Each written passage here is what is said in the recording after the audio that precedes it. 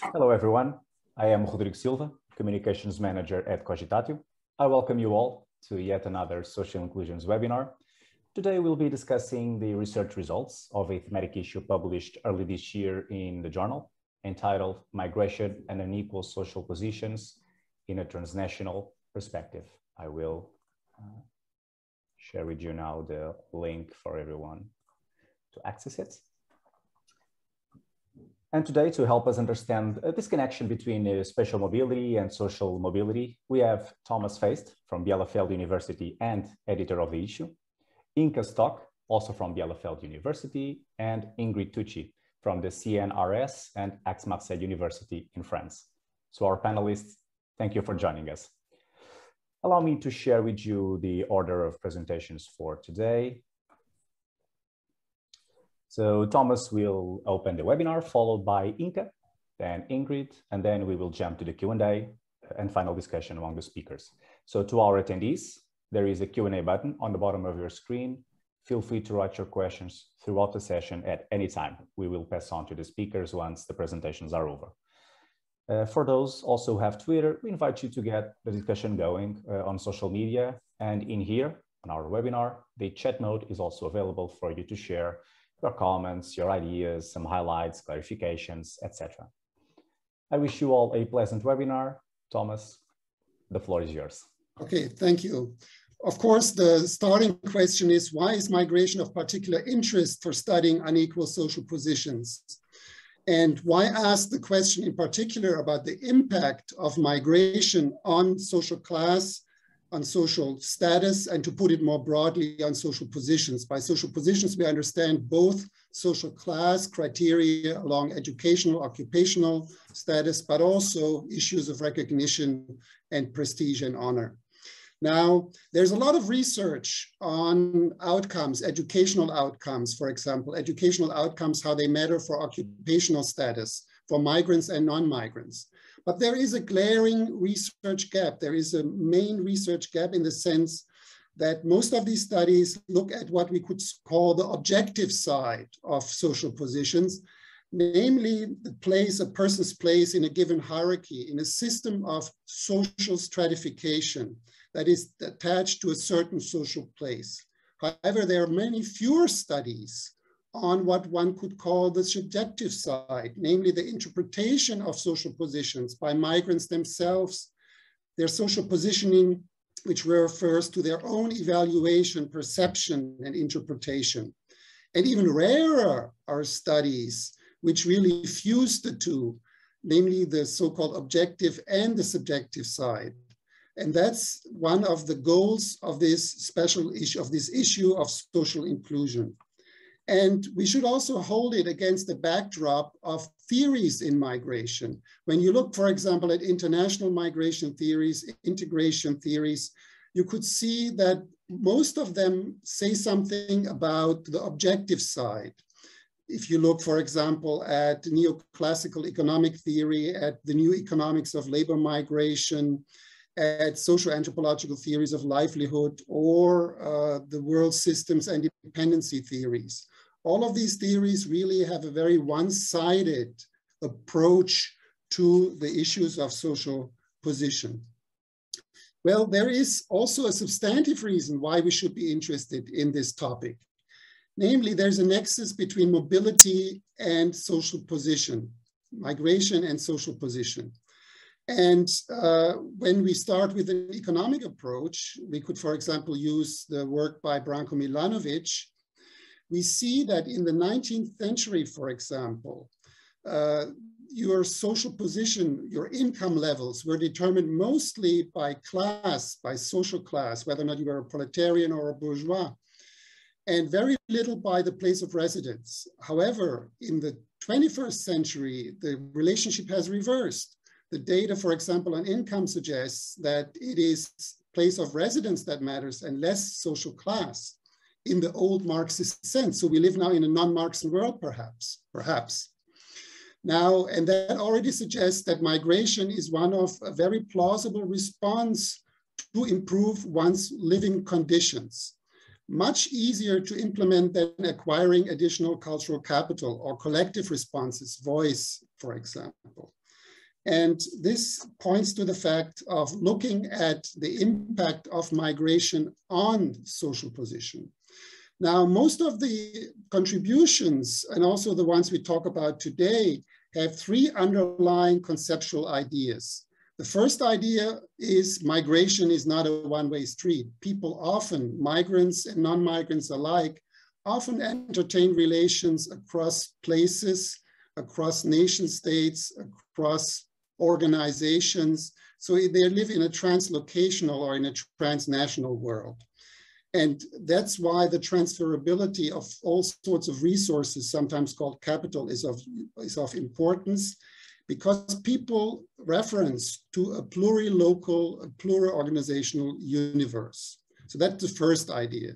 The second one is that there are many differences between groups and people called heterogeneities, and they matter for social position. They matter for the social stratification, for one's place in the social stratification. And these are not only age or gender or ethnicity or religion or sexual orientation, also mobility in itself, or even transnationality, namely the idea of locating oneself, ideally across borders, is of importance. So mobility in itself is a heterogeneity, and transnationality in itself makes a difference for can make a difference for one's position. Zygmunt Bauman and Ulrich Beck have talked about that very much in plurilocal living conditions as being an advantage in a globalized world. And the third issue, which is very important to the research, is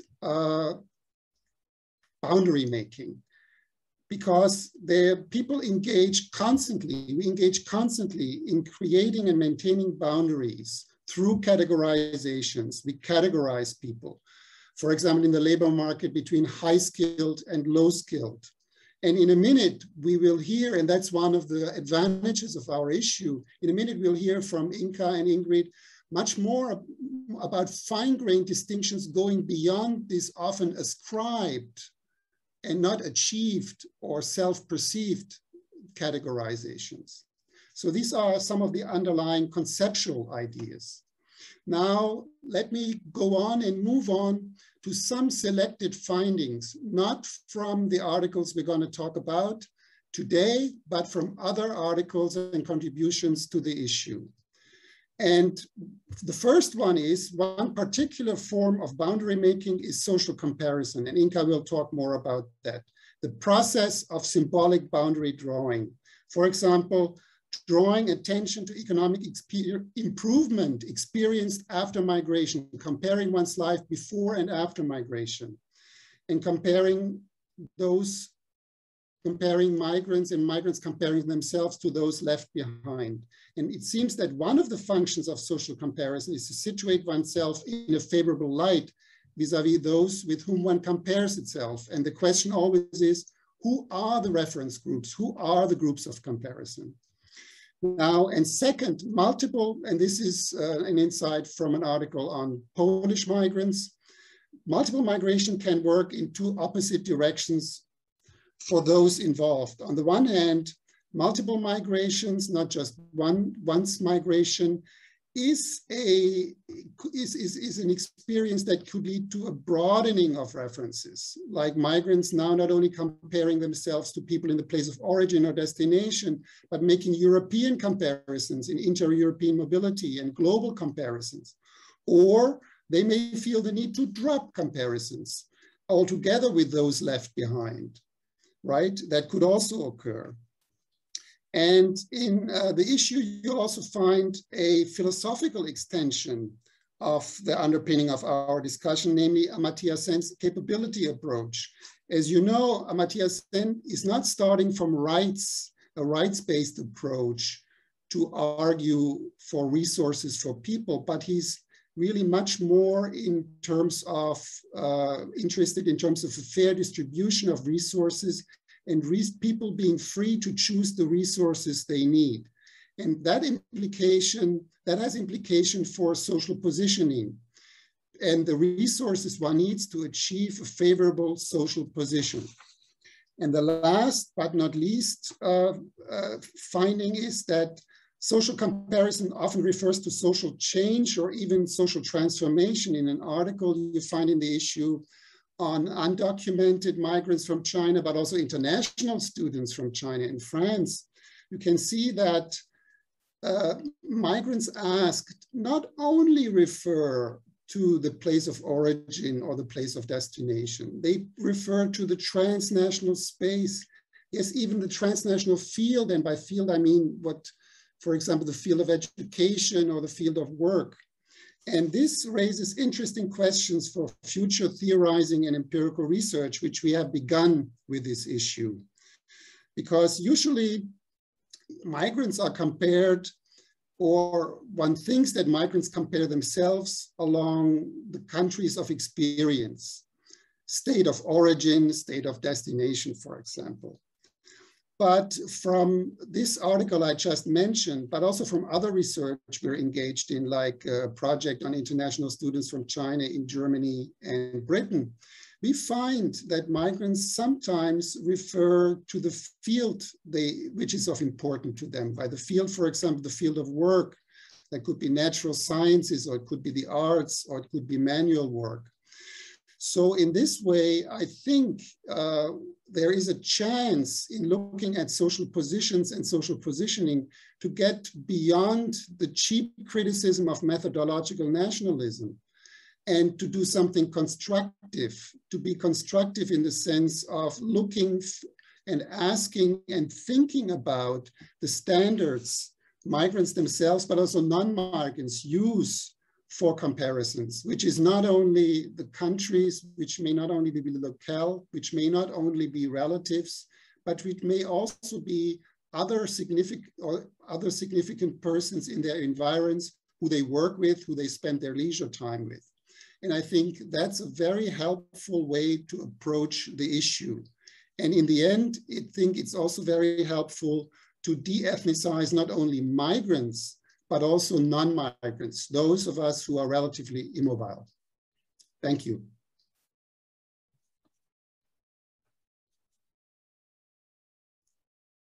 Inka, will you go on?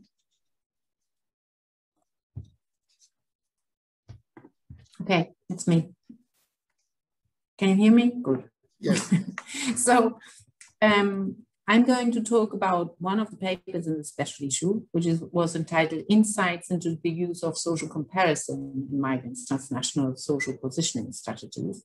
So it is mostly about one aspect that Thomas has been talking about before, about how migrants subjectively assess their social position and what the role of social comparison is in these processes. So you may know that for a long time there has been a lot of research in social comparison done by social psychologists, and they've always found that we as humans have a tendency to compare ourselves to others, to position ourselves. And we usually like to compare ourselves to those that are similar to us. We would like to be like everybody else. It seems to be a human tendency. We do not want to be different.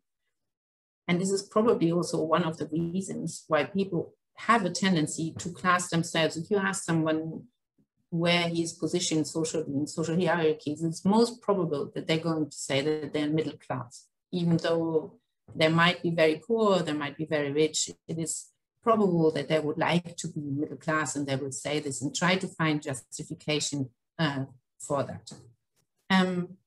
And very often people use social comparisons to assess their own social positioning in social hierarchies. That was the starting point for the research, because we knew from social psychology that social comparisons are so important for positioning strategies. Wanted to focus on the role of social comparison in migrant self-positioning strategies in transnational spaces. In other words, our aim was to find out how migrants use social comparison with others to talk about their social positions, their social standing at home, but also in destination and in host and destination countries. And it was interesting for us because we know from literature that migrants very often experience status paradox, meaning that very often they have or experience different social position in the origin countries and the countries of destination. They might, in one country, they might be positioned very favorably and or well regarded even in their home countries as being a successful migrant, while they experience discrimination or unemployment in the country of destination.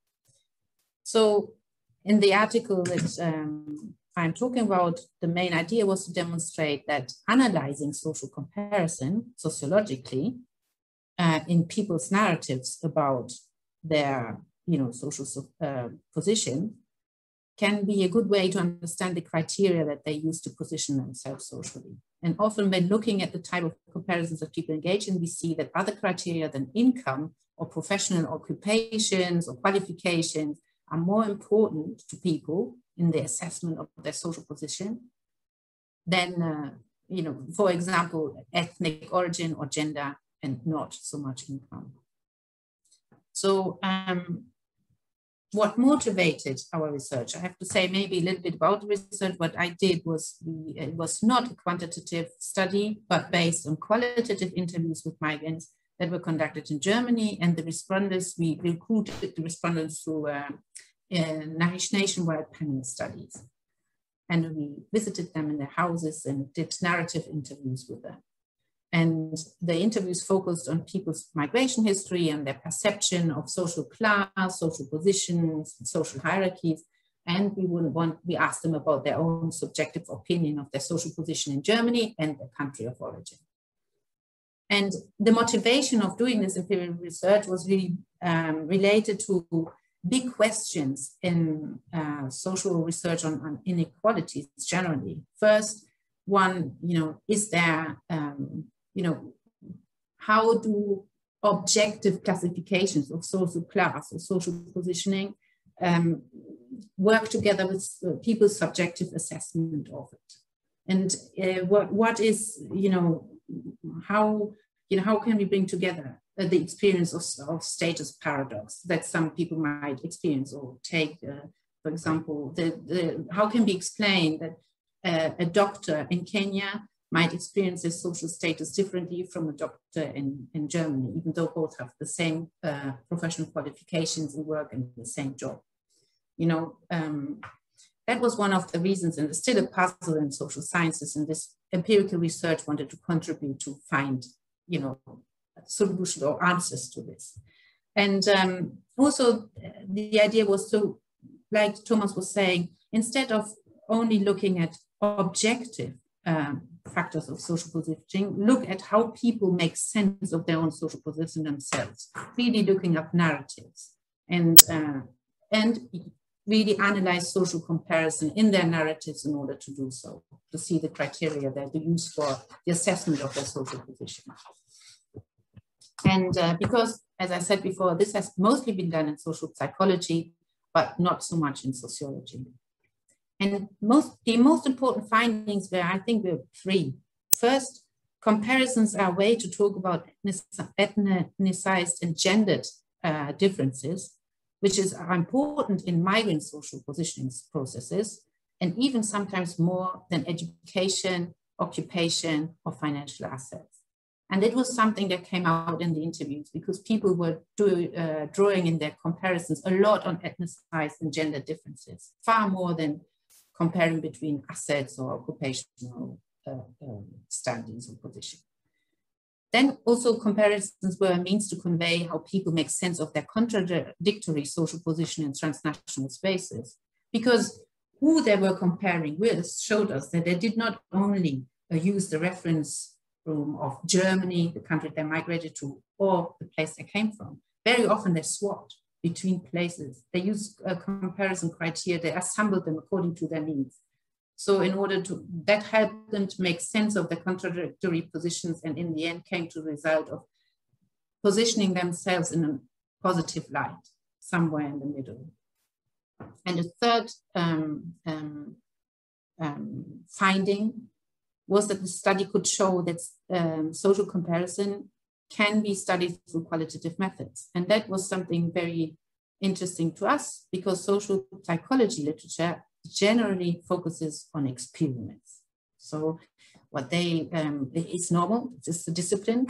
So they used to present people with different options to compare things or themselves to specific criteria and let people choose. What we did, though, was different. We didn't give them frames of comparison. We just tried to let them talk, and we wanted to analyze the frames of comparison that people chose themselves, which is a different way of approaching it. And the advantage of it is that you can really try to find out about the criteria that people themselves choose for comparing themselves with others, and do not, look at how they use criteria you impose on them. Kind of. So why it is important? I think it's important to understand better how people make sense of their particularly migrants, make sense of sometimes contradictory positions in their transnational social lives. Because it may impact on the professional strategies, trade shows, how they plan their lives, how they would like to live their families or, lead their family lives, where they choose to educate their children or not, what they choose to do in the future, and if they consider to be mobile again at some other point in time. Only, understanding how they position themselves and how they see their most effective way of being socially mobile makes us understand that they might have different strategies than would those who never leave the place of residence they are in. So this is what I think why it is so important. And it may help us understand better which migrants have an interest to stay in a certain place and become really involved in local communities, which other migrants may have less interest to do so and are more interested in moving on to somewhere else. And also what the social context, social context is favorable for migrants to lead transnational lives and which one is not. So what still needs to be done in the future? I think it would be very interesting to have more research on qualitative research on social comparisons, particularly in sociology or anthropology, because we need to know a lot more about how people construct frames of comparison for social hierarchies. It's very difficult to know what is behind people's understanding of what the frames of comparisons are and how they change, and why do some people consider, for example, professional education or professional occupation more important than for comparing themselves to others than gender, why others don't. So these questions still need a little more research, and it would be interesting to see other migration researchers and also other disciplines to engage in this more, I think. Okay, then I go further with the presentation on another paper from the spatial issue that I wrote together with Inka Stock and Joanna Fröhlich. And in this paper, in fact, we have a more objective perspective that was mentioned by Thomas Faist earlier, where we look at how the combination of different migration-related characteristics are related to different social position at destination, and destination in our case is Germany. So if we look at migrants, in fact, they have different patterns of spatial mobility. I mean, some people might move from one country directly to another country. Others might be multiple mobile. That this means that they are living in several countries before moving or settling, for example, in Germany. Some migrant might be provided with what we call, for example, in Germany, integration programs. Others are exempted from those kind of programs. and still others are seen as not to be, for example, integrable. So we have different patterns of spatial mobility and of settlement opportunities and constraints. If we look at the population in Germany, in fact, there is a more and more diverse population in terms of migration. If we compare to the population who migrated between 1955 and the mid-1980s. So, and this change in migration patterns might have implication also in terms of social stratification. So our paper is focused on migrants who settled in Germany from the mid-1990s. And we were interested in two questions in particular. The first one is which combination of characteristics related to cross-border migration structure the social position of those new migrants. And we paid a particular attention to the experience of multiple migration, which was in fact left aside in quantitative research a lot. And the second question was how far do those new migrants belong to different social strata among the population of the migrants, and according to different characteristics they might have. So what we did is that we have worked with quantitative data, which is a quantitative survey data, which is a socioeconomic panel study. And this survey enabled us to take into consideration various information, going from parental social background, linguistic skill at arrival in Germany, and many other things. Just like multiple migration also, we could take this into consideration. And what we had also are the qualitative interviews that we could analyze to deepen our analysis. But today I will present only the quantitative part, otherwise it would take too much time.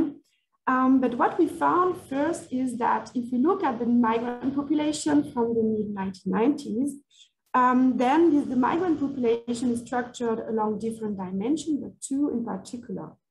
The first is transnational cultural capital, which means that education is important, the level of education, parental social background, but also linguistic skills before migration at time of the survey. And the second one is legal status and multiple migration. So we have on the one side, individuals who migrated directly to Germany and who are German citizens.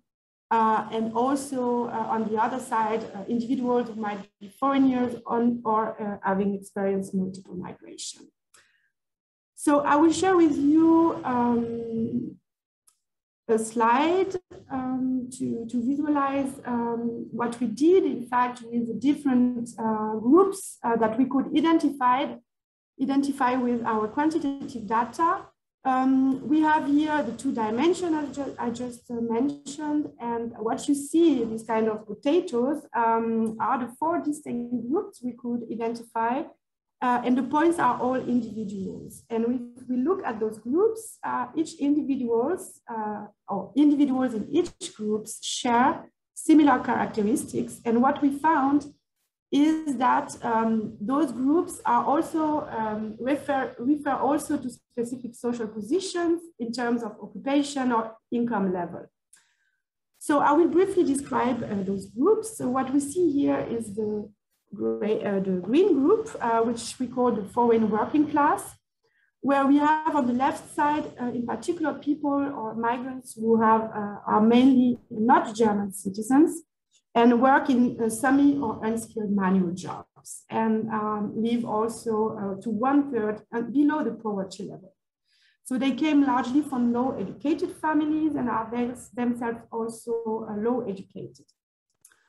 What is important to say is that most of them migrated directly to Germany from various countries from outside Europe, and that their level of German was also relatively low at arrival.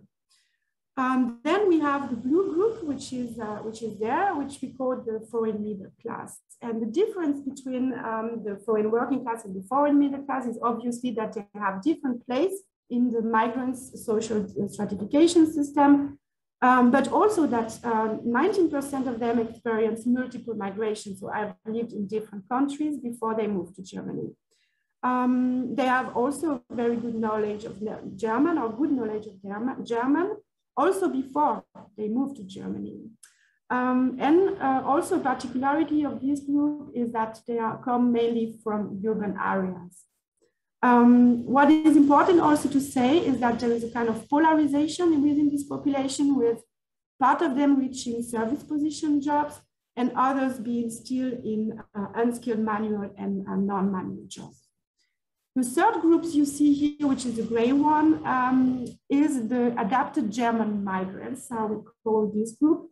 They are located in the middle class also, but in contrary to the blue group is that they are mainly German citizens and migrated directly mainly to Germany. What is important also is that they came, most of them or many of them came as resettler, as migrants of German ancestry to Germany. And they have a slightly lower educational level than resettler, than those in the blue group. But what is interesting is that as resettlers, some of them received state support as they came, so they could acquire new training, for example, which was not so easy for those in the blue group. And finally, what we have here is the red group. It is the last group that we could identify with our methodology, is the youngly, highly educated urbans. And about 2/3 of them are in fact in managerial position, which is very interesting compared to the other three groups.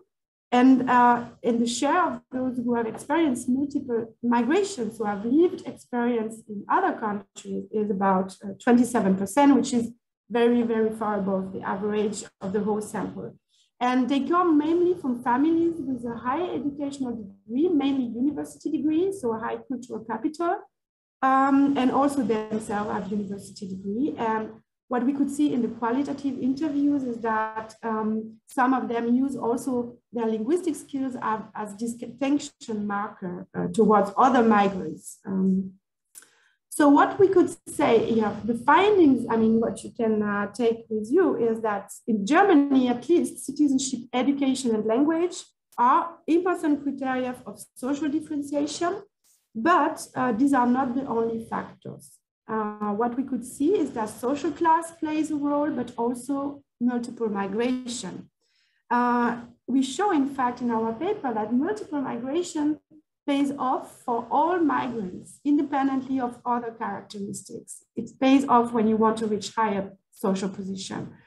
But in terms of the whole social structure, what we see here is that there is the formation of a highly educated, a kind of privileged group in terms of cultural capital that is forming, and that is using this cultural capital or reproducing transnationally is high cultural capital, also coming from their own families. So our qualitative data, just one sentence on that, show in fact that migrants in the different groups, in those groups, have also different ways to position themselves or face different constraints and opportunities for positioning, or at least for reaching a subjectively adequate social position. This is what we could see with the qualitative data.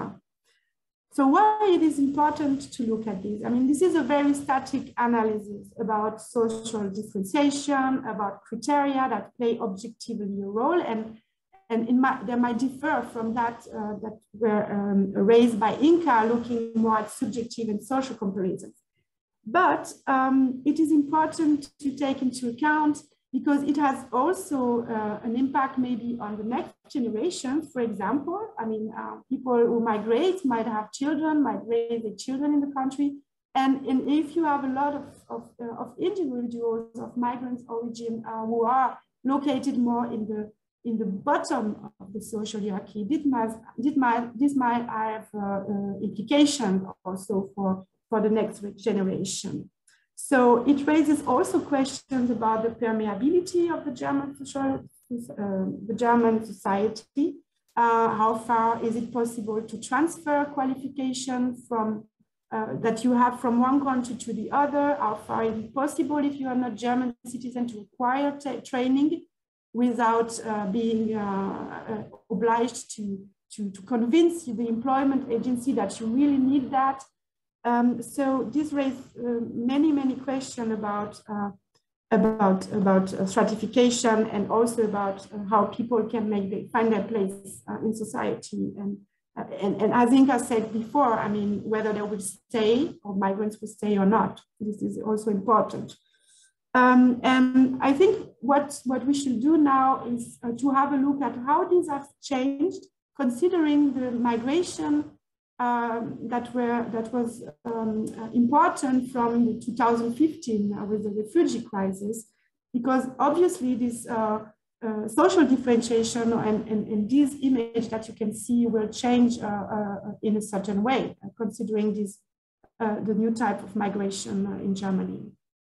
So thank you very much. Thank you for your presentations. We are starting to receive our questions. I will read the first one from Antonio Vieira. The question is directed to Inka. Did you notice any common social positioning strategy among migrants coming from the same country or geographical area? Inka, if you could. Any similar positioning strategies coming from the same country? So, okay. No, that is the interesting thing. We did not compare people from the same country, but we really did compare if we had people who used the same type of comparison. So it was a different approach. And we did that on purpose because we wanted to find out what are the criteria for using this type of comparison or positioning strategies. And it was not nationality. So it had something to do with the structural position of the person before and after, and saying it had a lot to do with what kind of, if they have, for example, if they experienced discrimination in the country of origin or not, if they were in a good or bad social position in the country of origin or not, and how then they perceive their position in Germany. These criteria were a lot more, there were a lot more similarities between people than nationality itself. Nationality itself did not necessarily make make that difference. But then again, I have to say, I didn't have many people from the same nationality neither. So we had lots of people from many different nationalities. So I had no, I cannot really say if all Russians, for example, who come to Germany would position themselves similarly, because the people we interviewed came from many different places, but it seemed to be different. Thank you, Inka, for your answer. We have also a question directed to Ingrid, okay, from Bibi Reisdorf, asking, this is a question for Ingrid. Was there a difference in nationality or geography in terms of the clusters? Ingrid. Yes, thank you for this question. There were indeed differences between the cluster in terms of nationality and of I would say status, or also legal status. For example, in the foreign working class, we had a higher share of individuals who came as refugees. So we have more individuals who came with an unsecure legal status. Yes. So this is one important point, I would say. Otherwise, we had, the migration to Germany from the mid-1990s is characterized by a high share of people coming from Eastern Europe. Yes, so we can find migrants from Eastern European countries in each cluster. So this is an important group, but this is very mixed. I mean, we have also, especially if we look at the the highly educated, young, highly educated urban, which is the upper middle class, we could say. Then we have a lot of EU citizens coming more, maybe, or not maybe, but more from Central Europe. And in the adapted German migrant groups is more characterized by individuals coming from Eastern Europe, but with German ancestry. So they had particular opportunities when they came to Germany to find place also, and to get training or publicly founded language courses, which was more difficult for people coming who do not belong to this kind of group, for example. Thank you, Ingrid. We have actually one more question to you from Natalia Carvalhosa. Thank you, Natalia, for the question. She asks, what are the parameters for defining social class? Are people analyzed according to their social position in their country of origin or according to social standards in Germany? Is there an international parameter for the definition of these classes, or does the definition occur in a relational way based on a self-declaration of the migrants? Thank you for this very, very important question. In fact, we have, with the data we have, we only use, I mean, this is a very nationally minded, I don't know how to say that, nationally minded way to proceed, because we had this survey data, and we have the stratification system and the class definition, or not the class definition, but the definition we use is that of Germany. But we use the EGP, which is in fact more internationally constructed concept, or not concept that were operationalized, Erickson-Goldthorpe schema, which has something to do with class. But of course, we have to think about taking into consideration that we do not look at how migrants were positioned, for example, in their own countries, or they declare, for example, to be manual, or they declare, for example, an occupation, and this occupation is classified, for example, as manual skilled worker. So there is a kind of routine working with the data. So it is in a sense not considering, for example, yes, the occupation system from the countries people come from, and this is something that should be done, especially if we work with mixed data, for example, quantitative and qualitative data. This is something that we could add, but not all surveys have those information about, for example, also what people were doing before coming to Germany, to understand also social mobility. Yes. I hope I answered this question. Inka, you were going to add something, or was just my impression? Yeah, I just wanted to add something to that question, because it is a great question, something that we struggle a lot with, because I think it's a general problem in surveys, in the quantitative data we have on migrants generally, that seems to be this very, this focus on when class or social position is assessed. It is always assessed in surveys in relation to the country that people have moved to. And the information of the life before migration is almost always not existent or not thought about. And in our qualitative interviews, however, when people were asked about their subjective views, this came out all the time. So this was why we found it so also beneficial to have this qualitative part in the study, because people would do comparisons with their past life in order to assess their present social position all the time.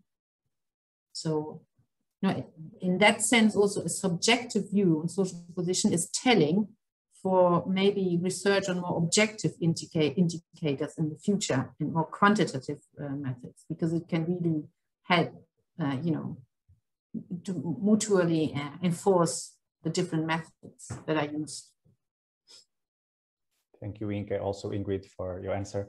There was some expectations from most of our entities to understand, and I'd like to hear you three on this, the gender factor in this in migration, in your work, your research? Did you find anything? Is there any connection or the possibilities for future research in that field? Thomas, can we start by you? With the audio, yes.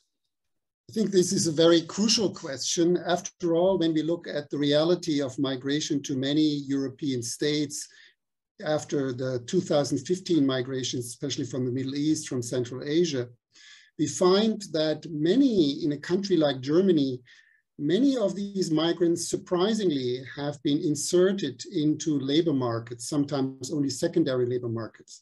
So 4 years after 2019, we had a very high proportion overall of being integrated. But when you gender these kind of participation in labor markets, you find very quickly that the rate for women overall is very low and surprisingly low, much lower than you would expect, for example, when you look at the non-mobile population, the relatively immobile. And we have lots of data now on the objective criteria of their social position, being non-employed for many of the women, for example. But we have very, very little what Irving Goffman would call the schemata of interpretation on their part, but also the schemata of interpretation, the frames of reference on the part of potential employers. So I think if you look at it as a policy problem to be addressed, this kind of subjective side is very important because we know very little about the subjective factors which are behind this kind of exclusion from labor markets. So it's not enough because we know already a lot about the factors of discrimination, but that may not be enough to really account for the subjective interpretations of those who are excluded themselves, how they experience this kind of discrimination, which may not only be discrimination by employers, but also kind of exclusionary factors within families as such. So I think unless we tackle this issue with looking at the schema of interpretation among the concerned themselves, we will not be able to make lots of headways. Thank you, Thomas. Inka, can we also hear your takes on this the gender factor? Yeah, I think what we found in the research as well is that gender is very often used as a criteria for social mobility in narratives, particularly by women, or have in the interviews that we did. This is not to be generalized, but it might be a hint, in the sense that in both ways, that some interviewees found that because of the gender roles they were used to from their country of origin, for example, the gender roles in which they, as housewives, to give an example, as housewife, enjoyed high esteem and felt extremely valued, were not recognized as such in German society. And they felt discriminated for, being a housewife or, caring for children only, and considered that to be a criteria of, downward social mobility in a sense, even though they for themselves valued this as it would have been a status enhancing criteria in their country of origin, for example. We had other people who used it differently in the sense that they're considered as women. They were not allowed in their country of origin to do certain things, and they had not the liberty to learn certain professions or decide for themselves. And for them, just the fact of being able to drive a car, one woman said this, I am now allowed to drive a car, or have decided my own, I've decided where I wanted to study and I've achieved this. And this, for her, that was why she considered now to be in a better social position than before in respect to society. So gender played a very significant role for the people as a criteria for evaluating social position, both in negative and positive ways, which in the same as ethnicity.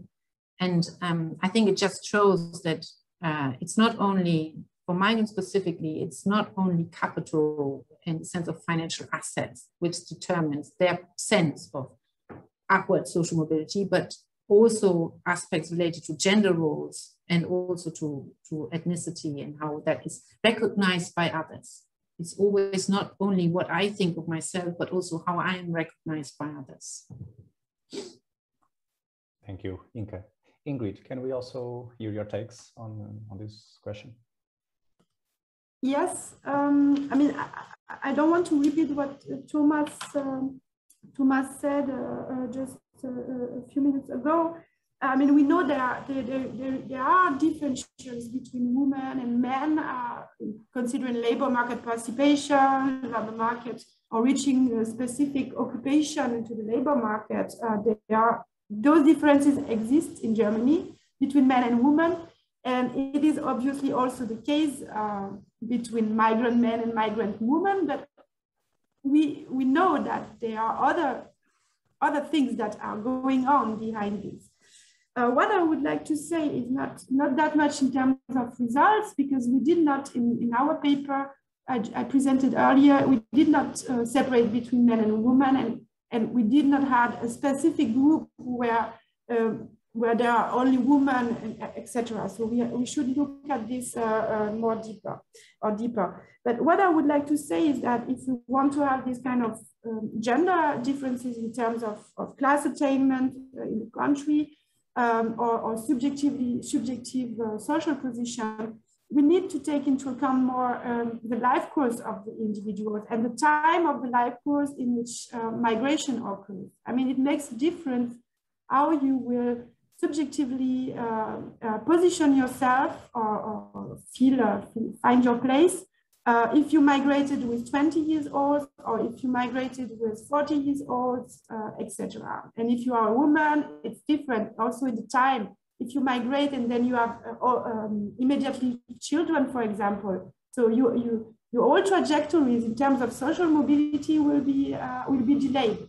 So this kind of longitudinal perspective on the trajectories of migrants, including multiple mobility and lived experience, and in terms of life stages, I think is necessary. And this is the same also for experience for the subjective or social comparison. I mean, social comparison also is not static. It changes over the life course, and it changes with people you meet.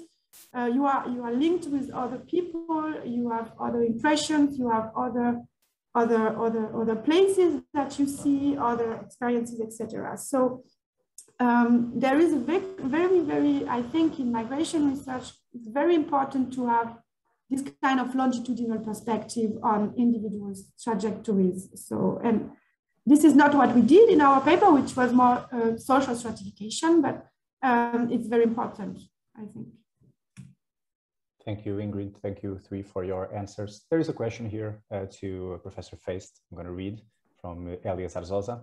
You referred to moving beyond cheap criticism of methodological nationalism. Could you expand on that point, please? Well, what I meant is that for about 10 to 20 years now, we've heard a lot about why it's not satisfactory to really only look at national entities as standards of comparison, because lots of data are compared on the national level. So we use the national level as a unit of observation or a unit of analysis. And we've known that for a very long time. So I think the question then is how to get beyond that. And how to get beyond that is something, I think, which we can see in the research presented in this issue. For example, the paper I mentioned on Chinese migrants in France is looking at what actually migrants actually say. And there it turns out that it's not just the comparison between France and China which matters, but comparisons of things that Inka and Ingrid have been talking about, people at work, for example, people in the field in which they move and earn a living.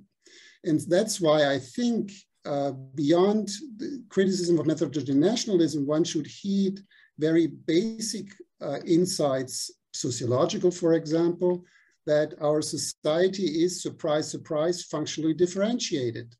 And that functional differentiation means that we also look at the fields or the systems, whatever you want to call it, in which people are embedded, so that these are not just Chinese migrants, but they are also workers and employees, or in other functions, fathers or mothers, or in yet other functions, sports persons, or those who don't watch the European Championship games on TV today. So there are lots of roles or functions we have, lots of roles we play, and these are, if we reduce it to the methodologically nationalist point, okay, we know it's unsatisfactory, but the point is not that it's unsatisfactory. The point is, what are alternatives to this kind of analysis? So I'm not here propagating social positional research along functional differentiation lines. What I'm saying is that we should take this as a point of departure and listen very closely in which fields are, and this is what Inka and Ingrid have been talking about a lot, who are the reference groups? And what are the frames of reference? In what kind of social context? And describe this social context, whether or not it's a family or a place of work or a political organization, very closely. And this may sound very simple, even simplistic, but I think from my point of view, from what I know about research on social positions, it's not often heeded, this advice to really pay more attention to the social context beyond the data we have collected on the national state level or beyond the data we have on the family level, and so on and so forth. Thank you for your answer. We are almost concluding our webinar. I would perhaps conclude it with a final question directed at Inka from Bibi Reisdorf, asking, as a digital inequality researcher, I'm very interested in the use of technologies for mobility.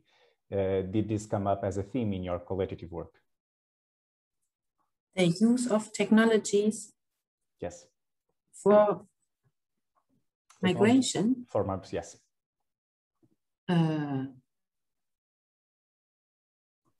I don't know exactly what is meant by this. No, perhaps.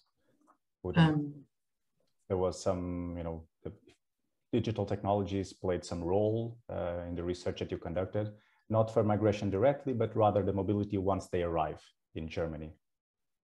For their social mobility? Yes. No, it did not come up. But I have to say that the people we interviewed, most of them had been in Germany for over 20 years. So many of them might have arrived in the 90s. So just after they arrived, I don't know if, if you talk about modern technologies, it makes a lot of importance to them. But no, it didn't come up. Okay. Thank you, Inka.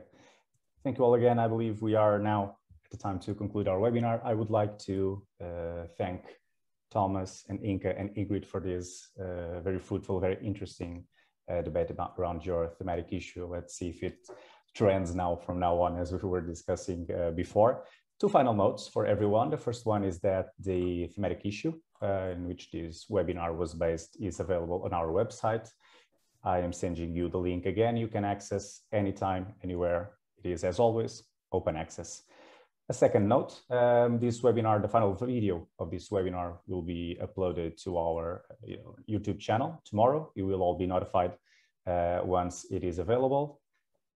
And so finally, thank you again for all speakers. Thank you a lot also to our attendees for your questions and your comments throughout the session. See you next time to another social inclusion webinar. Thank you very much.